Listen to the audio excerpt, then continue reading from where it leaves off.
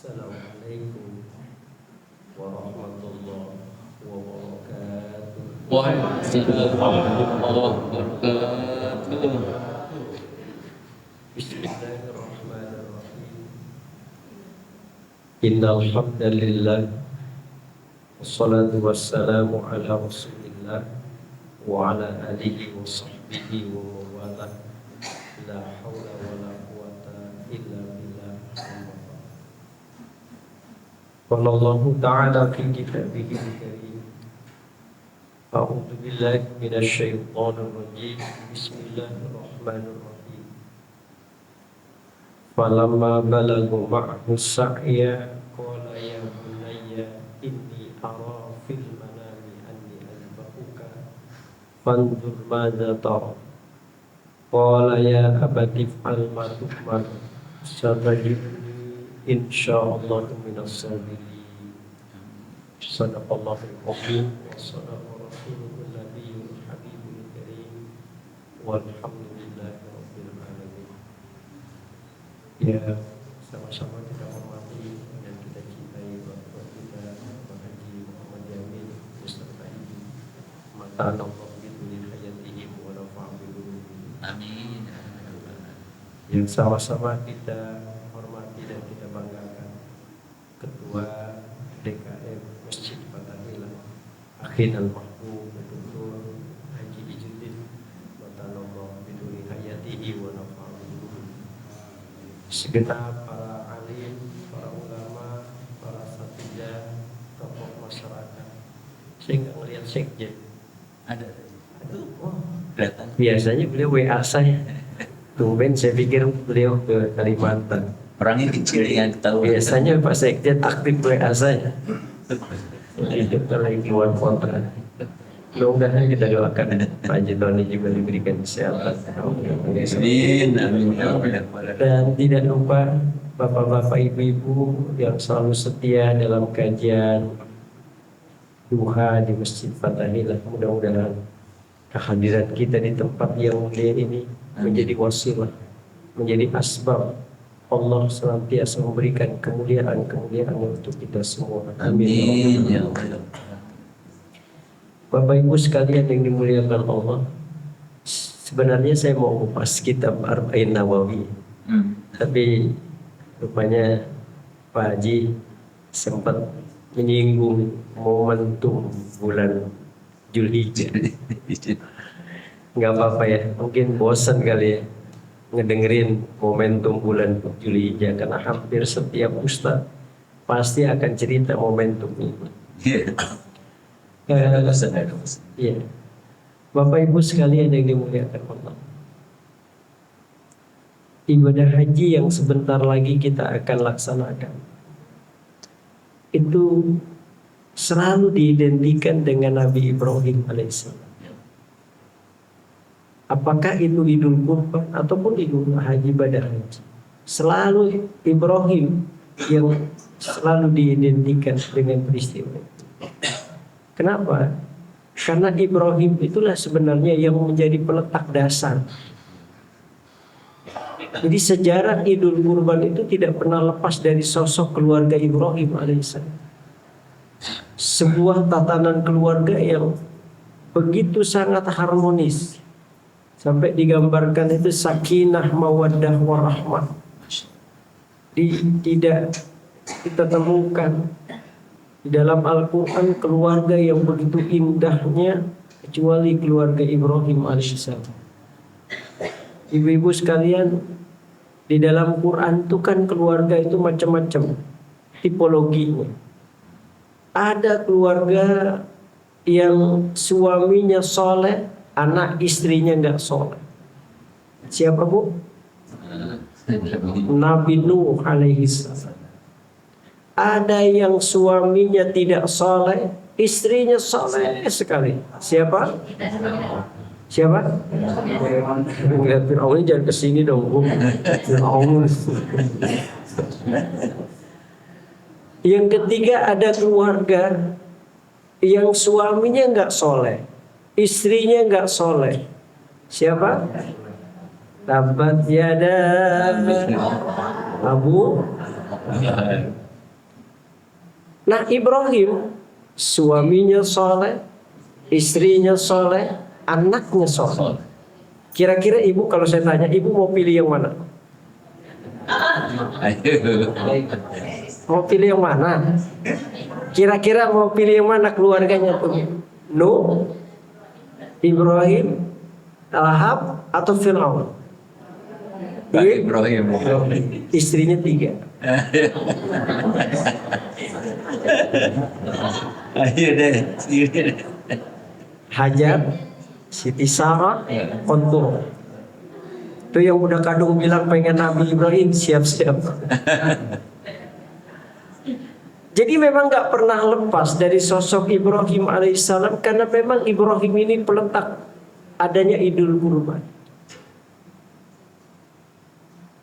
Dan kalau kita lihat sejarah yang Idul Kurban itu, bagaimana Ibrahim alaihissalam ketika disematkan namanya oleh Allah itu sebagai Khalilullah.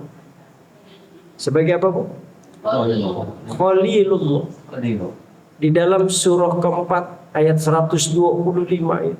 Surah An-Nisa ayat 125 Allah bilang wattakhadallahu Ibrahima khalil. Dan Allah menjadikan sosok Ibrahim itu sebagai Khalilullah. Khalilullah itu kalau dalam perspektif bahasa itu bisa maknanya teman dekat. Tapi bisa juga maknanya kekasih. Apa kaitan dengan Habibullah? Nah, ini pernah tuh Rasulullah Shallallahu Alaihi Wasallam ditanya oleh sahabat, ya Rasul, gimana kedudukanmu di sisi Allah sebagaimana kedudukan nabi-nabi yang pernah diutus oleh Allah? Nabi Musa kedudukannya sebagai kalimullah, manusia yang diberikan oleh Allah bisa bercakap-cakap dengan Allah. Wa kallamallahu Musa taklima. Nabi Isa diberikan kemuliaan oleh Allah sebagai ruhullah, ruhnya Allah. Nabi Ibrahim itu sebagai khalilullah. Gimana engkau ya Rasulullah kedudukan engkau? Rasulullah diam. Rasulullah menundukkan wajahnya. Rasul tidak ingin menunjukkan siapa dirinya di hadapan para sahabat. Tapi tiba-tiba malaikat Jibril alaihissalam datang kepada Rasulullah. Apa kata malaikat? Qul, katakan kepada mereka tuh Muhammad, innama Ibrahimu khalilullah wa anta habibu. Kalau Nabi Ibrahim itu cuma khalilullah, cuma teman dekatnya Allah, wa anta habibu, engkau itu kekasihnya Allah. Jadi lebih tinggi mana, Bu? Lebih tinggi Habibullah. Tapi dua-duanya kekasih. Nah, ada beberapa alasan kenapa Nabi Ibrahim alaihissalam disematkan oleh Allah dengan kalimat Khalilullah, kekasih. Syekh Nawawi Al-Bantani dalam kitab Nasaihul Ibad berkomentar tentang dengan alasan apa Allah menempatkan sosok Ibrahim itu sebagai khalil, sebagai kekasih. Pertama, kata Syekh Nawawi, Ibrahim adalah manusia yang tidak mau makan sendiri kecuali ditemani orang banyak. Itu Ibrahim. Bagaimana kebersamaan Ibrahim dengan makhluk-makhluk Allah. Jadi Ibrahim itu kata Syekh Nawawi, dia harus berjalan bermil-mil hanya untuk mendapati orang yang bisa diajak makan bersama. Kalau kita kan kalau lagi makan SON kalau bisa sendirian banyak. Makanya kalau kelihat riwayat-riwayat para nabi-nabi itu mereka rata-rata ingin membersamai makhluk Allah. Nabi Sulaiman pernah. Dia bilang kepada Allah, ya Allah izinkan hari ini aku memberikan makan makhlukmu yang ada di bumi ini. Nabi Sulaiman pernah. Kata Allah, mana? Ya Allah yang manggil. Ya kan Sulaiman panggilannya Man. Man, ya Allah, nggak usah semua. Satu aja makhluk yang aku ciptakan kau kasih itu makan. Makhluk apa ya Allah? Ikan. Masya Allah. Jadi nggak usah semua.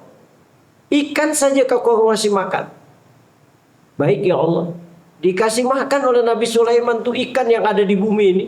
Ternyata Nabi Sulaiman kewalahan masih ada ikan yang nggak kebagian. Itu menunjukkan bahwa goninya Allah begitu mahal luas sementara goninya manusia hanya terbatas. Makanya jangan sombong. Baru punya mobil Alphard aja kadang-kadang kaca mobil dibuka mulu dibuka.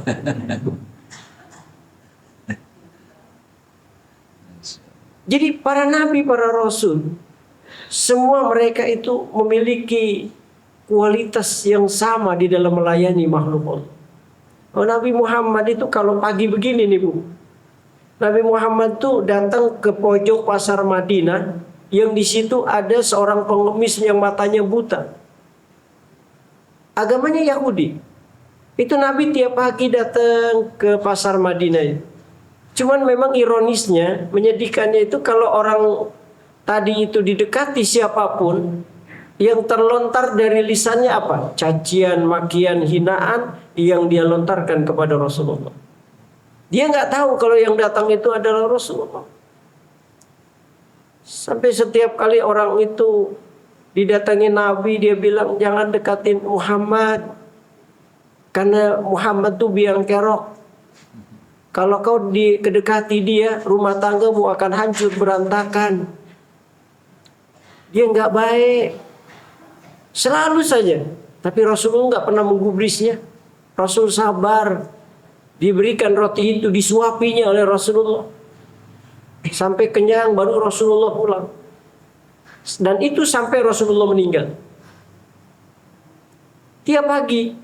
Sampai suatu saat Abu Bakar As-Siddiq setelah wafat Rasulullah beberapa hari, dia mencoba bertanya kepada Aisyah.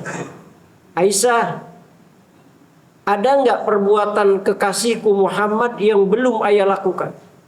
Ya, Abu Bakar ini termasuk orang yang cinta kepada Nabi. Apapun yang Nabi lakukan, Abu Bakar orang yang pandai melakukan apa yang dilakukan Nabi. Kata Aisyah, ada ayah. Ada perbuatan Rasul yang ayah belum lakukan. Apa itu? Memberikan makan orang Yahudi yang buta matanya di pojok pasar Madinah. Oh iya. Ya, Rasul itu selalu melakukannya tiap hari. Pagi hari dia berangkat. Akhirnya besok Abu Bakar melaksanakan itu. Disiapinnya roti itu oleh Abu Bakar. Lalu Abu Bakar datang ke pojok pasar Madinah. Memang ada orang buta di situ yang sedang mengemis. Abu Bakar dekati, betapa terkejutnya Abu Bakar. Kenapa? Karena Abu Bakar mendengar ada cacian makian yang dilontarkan kepada Rasulullah. Abu Bakar sampai sedih, ya Allah, beginikah perlakuan orang yang selama ini telah diberikan kebaikan oleh kekasihku Rasulullah. Tapi Abu Bakar tetap berusaha untuk mendekati. Lalu kemudian Abu Bakar memberikan roti itu kepada orang yang tadi sebagai pengemis. Ternyata tiba-tiba orang Yahudi ini memuntahkan roti itu. Dilepek, kata orang Betawi. Abu Bakar kaget, loh Mas, panjenengan itu kok ngelepein makanan saya? Orang Jawa. Oh, orang Jawa. Kata yang pengemis tadi, ente siapa? Aku ini yang biasa, Mas. Aku yang biasa ngasih makanan sampean. Bukan, kata Yahudi. Bukan. Anda bohong. Loh, kalau yang kemarin-kemarin memberikan makanan ini satu, di saat dia datang aku sudah mencium aroma wangi yang begitu sedap yang aku tidak pernah merasakan pada siapapun. Aku udah tahu kalau orang itulah yang datang. Dari ciri khas wanginya orang itu. Yang kedua, aku nggak capek-capek memamah ini roti.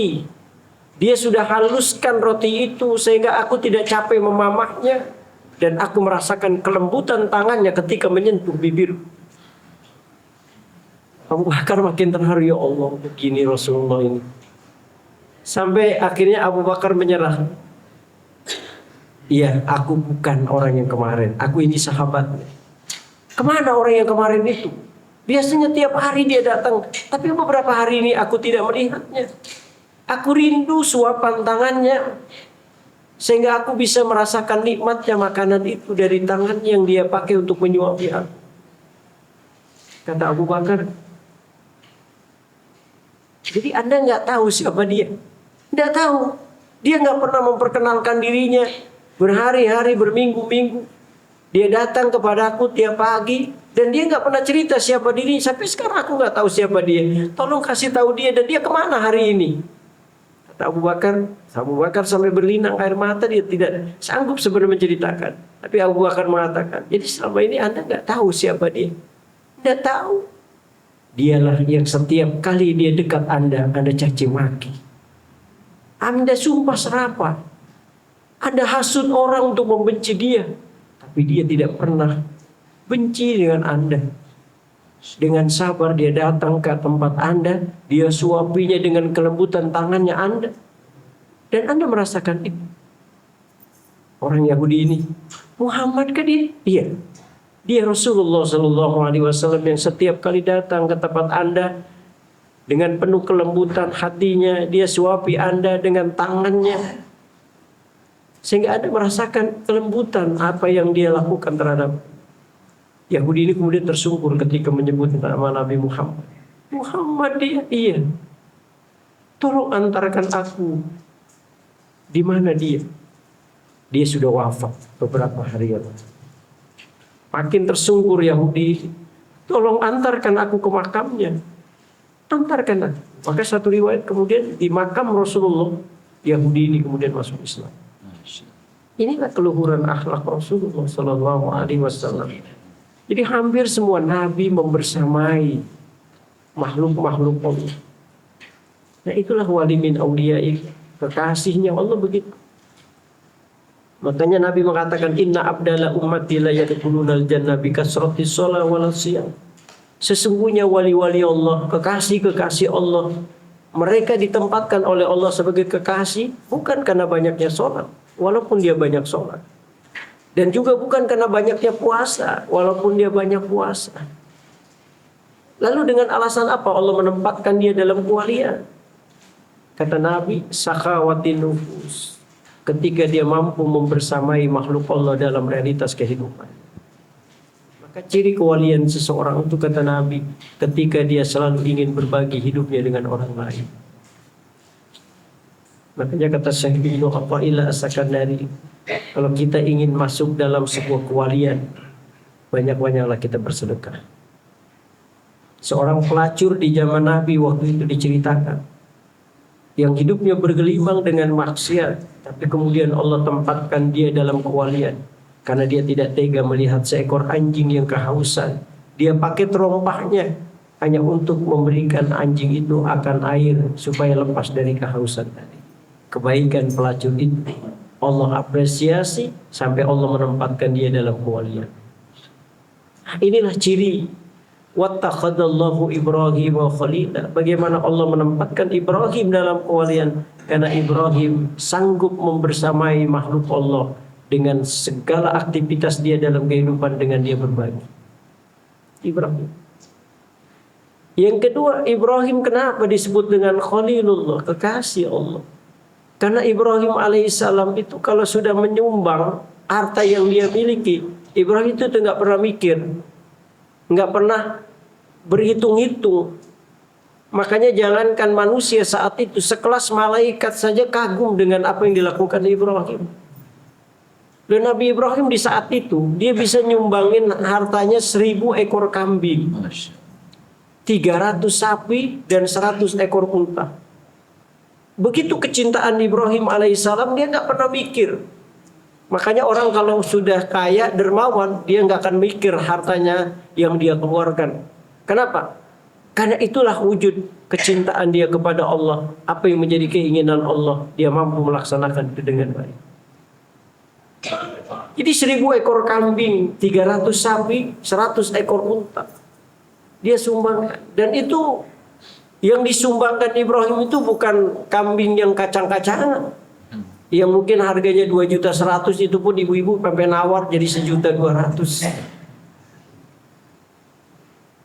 Ontaknya pun ontak berkelas. Ibu kalau di Arab itu ontak itu harganya bisa 100 juta lebih. Jadi dibandingkan harga sapi itu lebih tinggi ontak. Iya.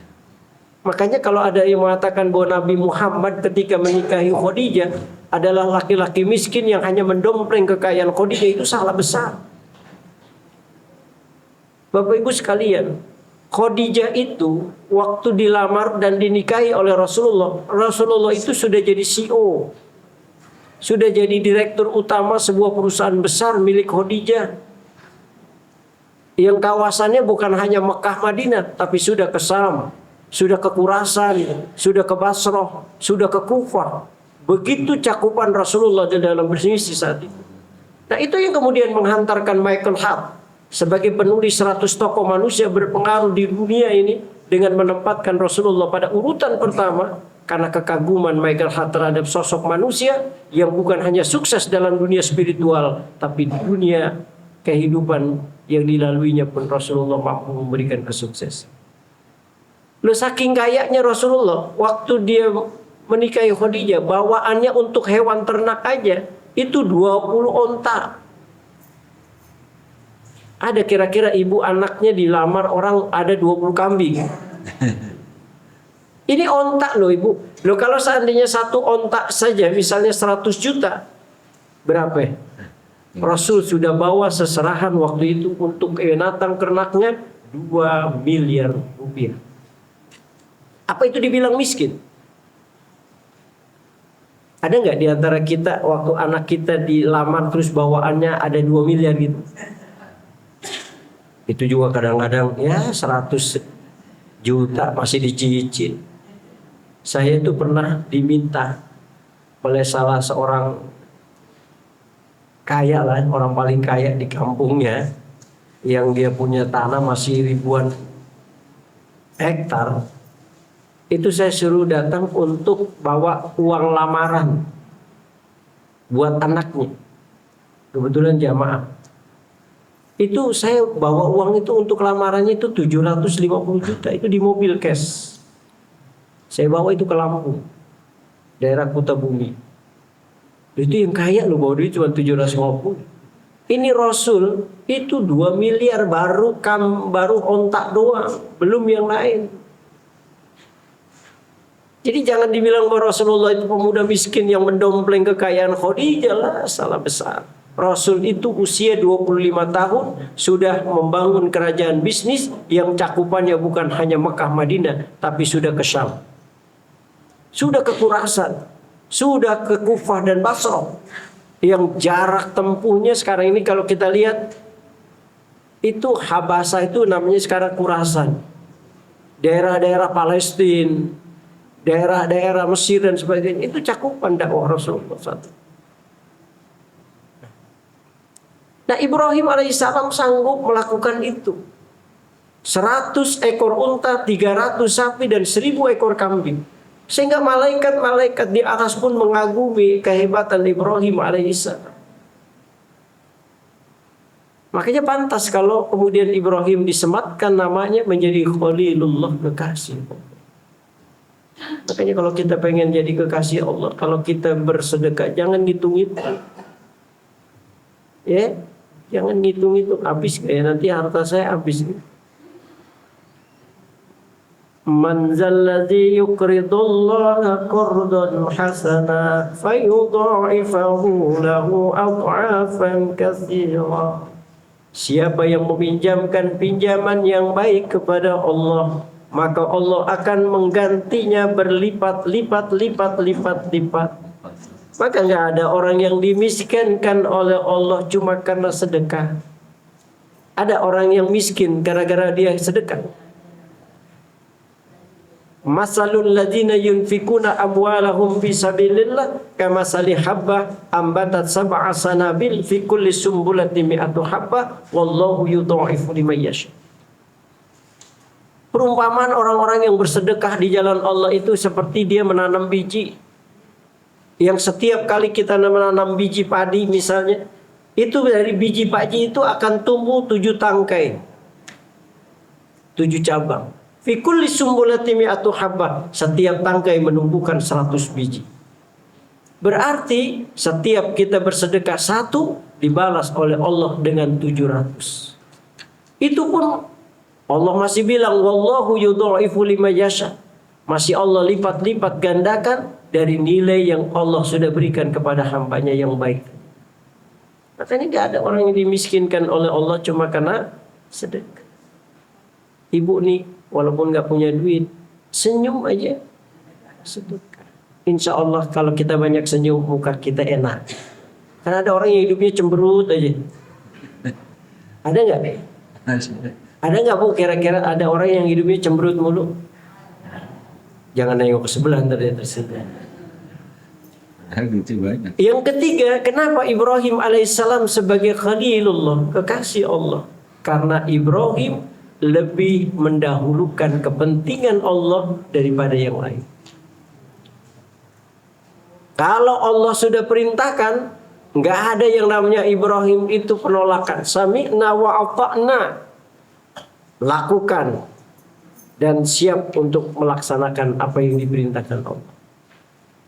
Makanya orang kalau sudah menanamkan prinsip as-sadiqatu bitauhidillah, ya begitu. Orang kalau hidupnya itu selalu menanamkan di dalam dirinya prinsip berdasarkan ketauhidan seperti Ibrahim. Makanya Ibrahim disebut dengan bapak monoteis. Bapaknya tauhid itu Ibrahim. Makanya kalau kita hidup mengedepankan ketauhidan, itu kata Syekh Abdullah Alwi Al-Haddad, ayyardo bitadbirihi wa biikhtiyarihi lahu wa bimurri qadha'i. Dia akan selalu ridho terhadap apapun yang diperintahkan Allah, apapun yang menjadi keputusan Allah, dan apapun yang menjadi pilihan Allah terhadap dirinya, sekalipun itu pahit dia rasakan dalam kehidupan dia. Itu orang yang ridho. Makanya orang kalau udah beriman dan selalu menyandarkan kepada Allah, nggak akan berpikir ada apa ya Allah mewajibkan kita sholat, apa fungsinya? Enggak. Kenapa ya Allah nyuruh kita puasa? Enggak. Kenapa? Karena orang kalau sudah mengedepankan prinsip berdasarkan ketauhidan, apapun yang Allah datangkan pasti itu kebaikan. Nggak usah diseminarkan hikmah puasa dalam realitas kehidupan. Nggak usah. Orang kalau sudah mengedepankan hidup berketauhidan, dia yakin apapun yang Allah datangkan, baik itu baik ataupun buruk, pasti endingnya adalah baik. Wa asa an takrahu syai'a wa huwa khairul lakum, kata Allah. Boleh jadi menurut kamu itu sesuatu tidak enak, tapi Allah memberikan sebuah kebaikan di dalamnya. Berapa banyak orang-orang yang tadinya susah, tahu-tahu sekarang jadi orang sukses. Pak Haji Amin nggak ujuk-ujuk sekarang beliau sukses. Saya yakin perjalanan yang beliau lalui dulu, apalagi waktu ngerebut ibu, wah perjuangannya luar biasa. Cianjur ya. Cianjur dikejar sampai ya Allah. Ibu tuh udah enak banget dulu, cuman itu karena peletnya luar biasa ya. Jadi nggak ada orang yang sukses hidup ini yang tidak diawali dengan kesulitan. Inna ma'al usri. Pasti perjuangan itu yang bisa menghantarkan dia dalam kesuksesan. Jadi Ibrahim itu sosok orang yang selalu apapun yang Allah perintahkan, Ibrahim sami'na wa ata'na, kami dengar dan kami siap melaksanakan. Dan itu terbukti ketika perintah menyembelih Ismail alaihissalam. Bayangkan kalau ujian-ujian Ibrahim yang lalu-lalu masih ya normatif lah. Dibakar oleh Raja Namrud, Ibrahim siap. Ditinggalkan anak istrinya di lembah yang tandus, nggak ada makanan, ia disisakan. Rasa sedih ketika dia meninggalkan anak yang selama ini didambakan kehadirannya dengan istrinya. Sedih betul, tapi ini perintah Allah agar Allah meninggalkan padang pasir yang tandus tadi untuk perjuangan berikutnya. Tapi di antara ujian-ujian yang paling berat yang ini nih, Inni ara fil manami anni azbahuka, ketika perintah Ibrahim untuk menyembelih Ismail. Ini berat. Bayangin, anak yang selama ini puluhan tahun didambakan. Ibrahim itu mohon kehadiran Ismail, itu bukan setahun 2 tahun. Hampir 80 tahun lebih Ibrahim memohonkan kehadiran Ismail. Dengan sabar dia berdoa, Rabbi habli minas sholihin.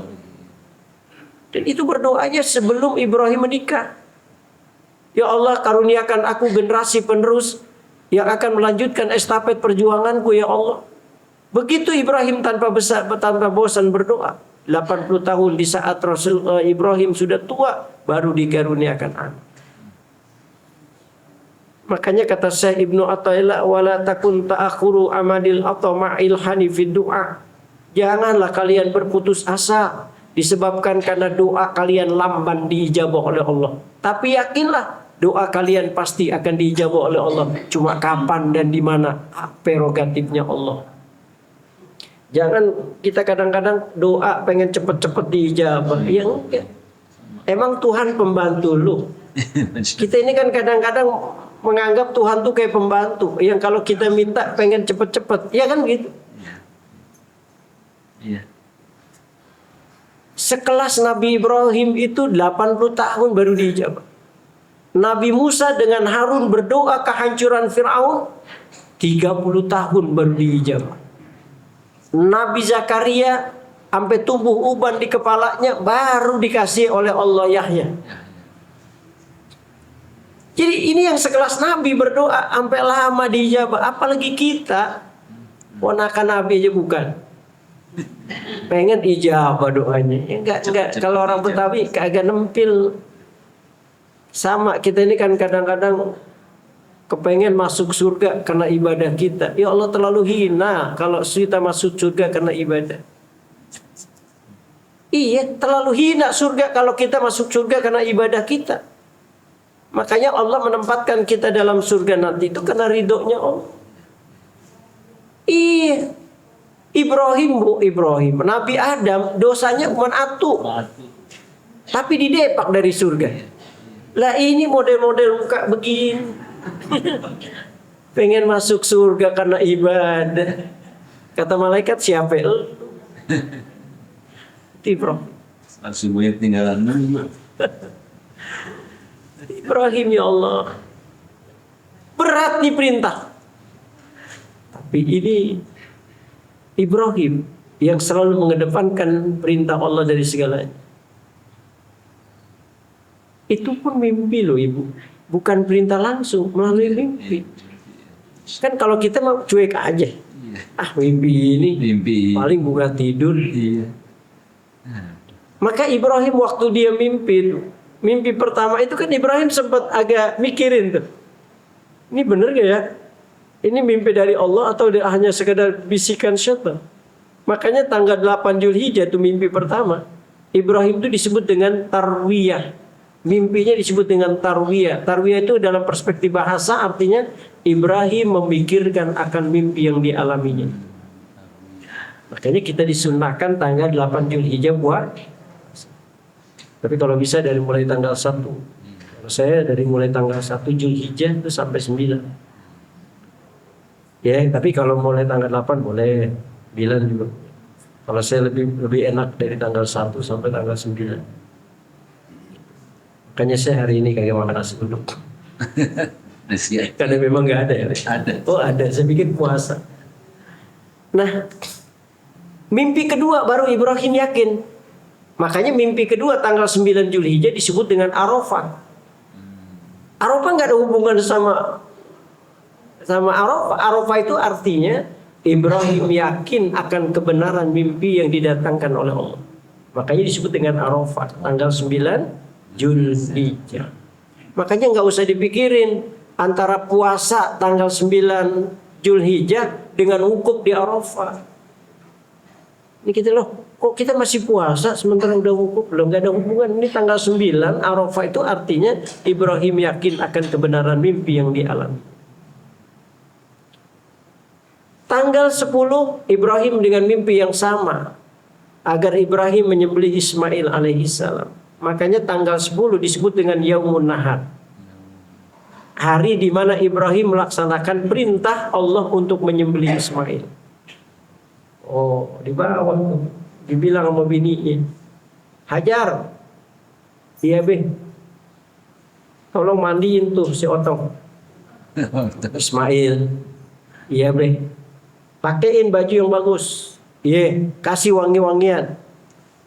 Iya. Tanpa Ibrahim bilang sama Siti Hajar, hendak diapain nih anak? Dibawa pagi-pagi itu. Tenteng tuh Ismail, masih kecil. Ismail itu ada mengatakan anak waktu itu anak yang qurrata'yun. Qurrata'yun itu kalau mata memandang begitu indahnya. Ini kita punya anak, punya cucu tuh kita pandang tuh anak itu kan menggembirakan. Jadi kalau kita cubit pun gemes. Beda nyubitnya pas ampun. Kalau kita nyubit pas ampun kan karena kesel. Nah, Ibrahim mendapati Ismail yang sedang dalam keadaan qurrata'yun. Bisa bayangin loh ibu. Anak yang sedang gemes-gemesnya tahu-tahu disuruh disembelih. Atu-atunya lagi. Kalau anak kita 9 masih ada cadangan 8. Udahlah nggak apa-apalah atu, hitung-hitung ini. Ini satu-satunya disuruh dikorbankan. Maka di padang di dekat Arafah itu, di padang di Bukit Mina itu, di Mina itu, Ibrahim menatap anaknya. Seraya mengatakan, ya bunayya ini arafil manami anni ajbahuka fanzur majatara. Anakku Ismail, ayah bermimpi nak, yang dalam mimpi itu ayah diperintahkan oleh Allah untuk menyembelih engkau. Fanzur majatara, bagaimana pandanganmu nak? Ayah laksanakan mimpi ini atau tidak? Jadi betapa demokratisnya Ibrahim. Enggak mentang-mentang ini perintah Allah lalu ditebas batang leher Ismail, enggak. Tapi diajaknya bicara, nah gimana nih perintah Allah ini? Ayah laksanakan atau tidak? Semuanya kembali kepada engkau nak. Jadi Ibrahim itu enggak otoriter. Enggak mentang-mentang perintah Allah lalu seenaknya tanpa ada dialog dengan anaknya, enggak. Itulah sosok Ibrahim alaihissalam sebagai seorang ayah. Nah Ismail karena lahir dari orang soleh, jawabannya juga mengenakan. Ya abatif al-matu'mar satajuduni insyaallah minas sabirin. Ayah kalau memang ini perintah Allah, lakukan. Mudah-mudahan Allah menjadikan aku orang-orang yang sabar. Coba kalau anak kita orang Betawi, Tong, iya be, ini babe kagak punya duit buat korban. Terus ya semalam ayah ngimpi supaya lu yang dikorbanin besok. Maksudnya be, ya lu yang terpaksa dipotong kan? Apa jawaban anak kita? Ya Allah, babi aja yang udah tua ngapain aja? Kalau seandainya jawaban Ismail kayak jawaban anak Betawi, bisa bayangkan hubungan Allah dengan Nabi Ibrahim. Tapi Ismail alaihissalam memberikan jawaban yang meneguhkan keyakinan Ibrahim. Ya abati fa'al ma tu'mar satajiduni insyaallah minas sabirin. Ayah, kalau memang ini perintah Allah, lakukan, jangan ada keraguan. Mudah-mudahan Allah menjadikan aku menjadi orang yang sabar. Ibrahim haru dengan ucapan anaknya. Seraya mengatakan, nak, kau bukan hanya anak yang saleh, tapi kau telah menghantarkan ayahmu dalam kesolehan di sisi Allah. Oke, Ibrahim udah siap tuh. Ibrahim bilang, nak, ada nggak pesan-pesan terakhir nak, yang bisa ayah dengar? Mungkin ayah bisa melakukannya. Ada ayah. Apa nak? Pertama ayah, sebelum ayah menyembelih aku, tajamkan pisau itu. Supaya ayah nggak ngelihat aku merasakan sakit karena tumpulnya pisau itu. Yang kedua ayah, ikat kaki dan tangan ini. Supaya ayah nggak ngelihat aku meronta-ronta kesakitan karena dahsyatnya sembelihan itu. Makanya itu menjadi syariat buat kita diikat. Pisau yang tajam itu syariat. Yang ketiga ayah, telungkupkan wajahku ke bawah. Jangan menghadap ayah. Karena biar bagaimanapun ayah tidak akan sanggup menatap wajahku. Wajah yang selama ini puluhan tahun yang lalu ayah dambakan kehadiran. Ayah pasti nggak sanggup ayah. Keempat ayah, tolong angkat kain ayah. Supaya darah yang memancar dari leherku tidak mengenai kain ayah. Karena aku khawatir nanti kalau kain itu terkena darah dari leherku, lalu ayah melihat darah itu, ini pasti akan membuat ayah sedih karena mengingatkan akan diriku ayah. Ibrahim makin gak kuat tuh sebenarnya. Ayah, kalau nanti selesai ayah memotong aku, ayah pulang, lalu ayah ngelihat ada anak-anak yang sebaya dengan aku, jangan tatap mereka terlalu lama ayah. Karena ayah pasti akan sedih menatap mereka karena mengingatkan akan diriku ayah. Yang terakhir, salam untuk ibu yang sudah melahirkan aku ke pentas dunia ini. Sampaikan baju ini, mudah-mudahan menjadi kenangan buat ibu, bahwa ibu pernah melahirkan anak seperti aku ini ayah. Ibrahim ini antara cinta dengan ketaatan, di situ benar-benar berantem. Cinta dia kepada anaknya, tapi di satu sisi dia dituntut ketaatan dia kepada Allah. Tapi Ibrahim ini punya prinsip tadi, wa asa an takrahu syai'a wa huwa khairul lakum. Boleh jadi menurut kita kadang-kadang gak enak, tapi sebenarnya ada sebuah kebaikan yang Allah datang. Makanya kalau kita diuji oleh Allah, sebenarnya Allah lagi mempersiapkan kebaikan buat kita. Maka nikmati ujian itu. Kadang kita diuji dengan sakit, diuji dengan kemiskinan, diuji dengan kekayaan. Allah sedang mempersiapkan sebuah kebaikan di dalamnya. Cuma masalahnya kita yang kadang-kadang kurang sabar. Nah, Ibrahim kemudian menempelkan pisau itu. Apa yang terjadi? Wa fadainahu bizibhin azim. Allah ganti. Sosok Ismail terganti dengan seekor kambing kibas yang Allah datangkan dari surga. Sebagai hadiah yang Allah berikan karena ketaatan Ibrahim alaihissalam. Itu malaikat ngelihat keadaan itu, bertakbir gemuruh malaikat ngelihat bagaimana proses tergantinya sosok Ismail dengan seekor kambing kibas. Takbirlah malaikat. Allahu akbar, Allahu akbar, Allahu akbar. Ibrahim ngelihat kejadian itu terganti sosok anaknya dengan seekor kambing kibas, sama menyambut La ilaha illallah wallahu akbar. Ismail pun menyambut dengan kalimat Allahu akbar walillahil hamd. Itulah kemudian menjadi syariat kita berkurban, disunahkan membaca kalimat takbir, tahmid, tahlil dan sebagainya. Nah itulah bagaimana ketaatan Ibrahim dan kesabaran Ibrahim membuahkan hasil yang baik di dalam kehidupan Ibrahim.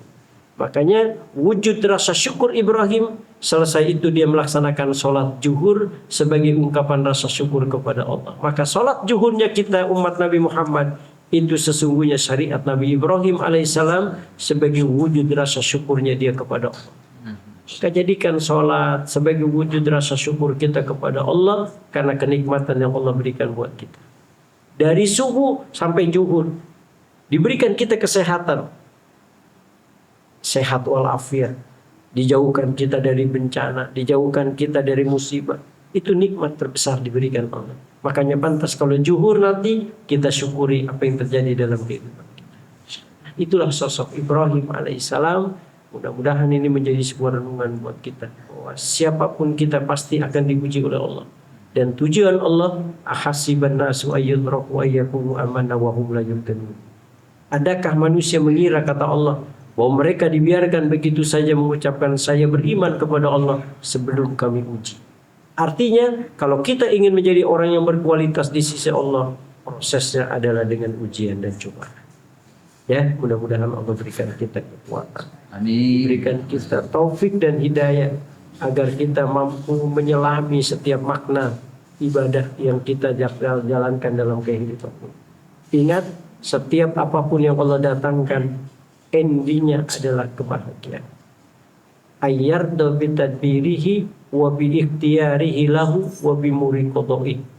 Orang kalau sudah yakin kepada Allah, maka apapun yang didatangkan oleh Allah, baik dan buruknya, dia akan selalu ridho. Walaupun itu barangkali pahit dia akan lakukan. Susah, emang gak enak. Sakit, emang gak enak. Tapi siapa tahu dari situ Allah datangkan sebagai kebaikan buat kita. Ya, itu saja barangkali. Saya juga mohon izin karena ada kerjaan lagi. Saya mohon maaf. Pak Haji Amin juga kelihatannya dipanggil presiden. ada urusan. Ya, mudah-mudahan kita sehat selalu ya. Mudah-mudahan. Dan besok kita akan melaksanakan Idul Kurban.